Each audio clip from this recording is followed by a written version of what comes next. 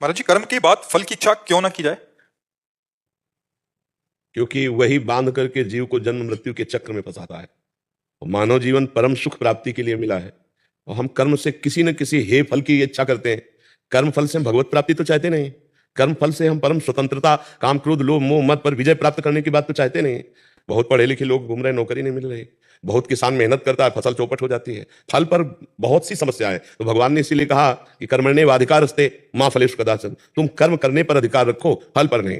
क्योंकि फल पर करोगे तो बंध जाओगे, जन्म मृत्यु के चक्र में फंस जाओगे, दुखी सुखी होगे, मान अपमान लाभ हानि जय पराजय ये सब कर्म फल से ही है। तो हम कर्म फल के आकांक्षा ना करते हुए धर्म पूर्वक कर्म करें।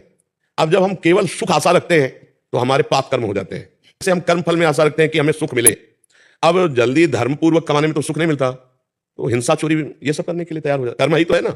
अब हमें अपने घर में सुख नहीं मिला तो हम व्यभिचार शुरू कर देते हैं, ये कर्म ही तो है ना। सुख की आकांक्षा, फल की आकांक्षा से ही तो पाप कर्म बढ़ गया। बहुत दोष है फल की आकांक्षा में। सुख और दुख में समान, लाभ और हानि में समान, हार और जीत में समान भाव रखते हुए अपने धर्म पूर्वक कर्तव्य का पालन करें। जहां केवल सुख की आकांक्षा हो जाती है वहां पाप ही कर्म बनते हैं। देख लीजिएगा, सब कर्म करते हुए हम कर्म बंधन से नहीं बनेंगे यदि भगवान को समर्पित कर दें। पर धर्म पूर्वक कर्म हो, पाप कर्म भगवान को समर्पित नहीं किए जाते।